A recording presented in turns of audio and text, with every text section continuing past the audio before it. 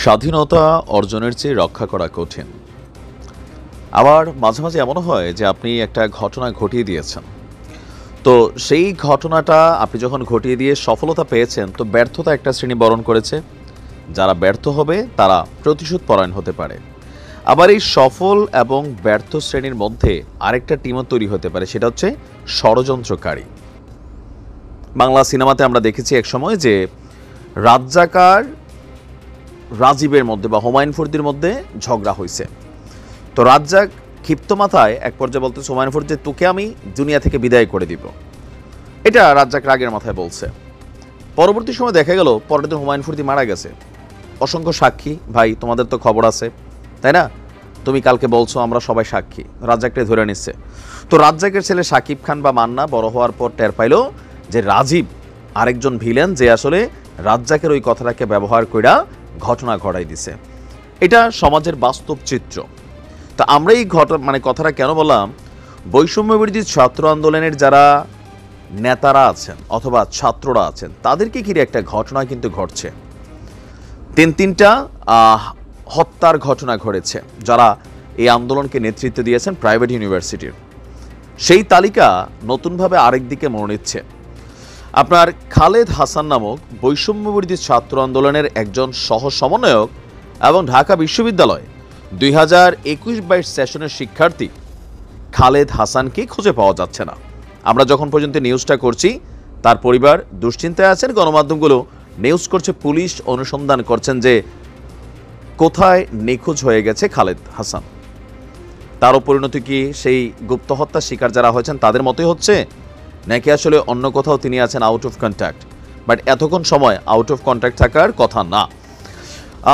আপনার গতকালকে বিকেল থেকেই তার কোনো সন্ধান পাওয়া যাচ্ছে না বলে জানিয়েছে বৈষম্য বিরোধী ছাত্র আন্দোলনের যিনি আরেকজন সমন্বয়ক আছেন, নুসরাত তাবাসসুম। খেয়াল থাকার কথা, সেই শিক্ষার্থী যিনি ডিবি হারুনের যে অফিসে যারা বন্দী ছিল তাদের মধ্যে একজন হচ্ছে নুসরাত তাবাসসুম। নিজের ভেরিফাইড ফেসবুক আইডিতে দেওয়া এক পোস্টে নুসরাত বলছে, বৈষম্য বিরোধী ছাত্র আন্দোলনের সহ সমন্বয়ক খালেদ হাসানকে বিকেল থেকে খুঁজে পাওয়া যাচ্ছে না। তো আমি যখন নিউজটা করছি প্রায় ওই সময়ের সাথে যদি আমরা হিসাব করি, আপনার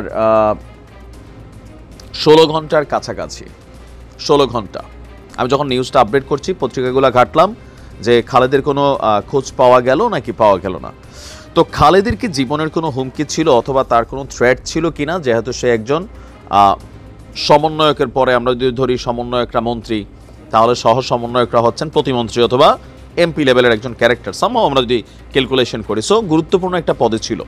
ইভেন তার যে ছবিটা ভাইরাল হয়েছে আপনারা দেখেছেন, কী ধরনের ভূমিকা সে রেখেছিল, তার ফেসটাও পরিচিত, আর ঢাকা ইউনিভার্সিটির শিক্ষার্থী। তো নুসরাত তাবাসসুম যিনি সমন্বয়ক আছেন, তার বক্তব্য হচ্ছে আন্দোলনে বেশ সক্রিয় ছিল এই খালেদ। পুরো আন্দোলনকে ঘিরে যে সকল ছাত্ররা নেতৃত্বের জায়গাটাতে দিনরাত শ্রম দিয়েছেন, মিডিয়াতে অ্যাক্টিভ ছিলেন, ইভেন অনেকের সাথে বাকবিতণ্ডা দ্বন্দ্বে লিপ্ত হয়েছিলেন, প্রশাসন থেকে শুরু করে যাদের টার্গেটের মধ্যে লিস্টে আসার কথা, এদের মধ্যে কিন্তু খালেদ একজন। তার জীবনের উপর নানান থ্রেট ছিল।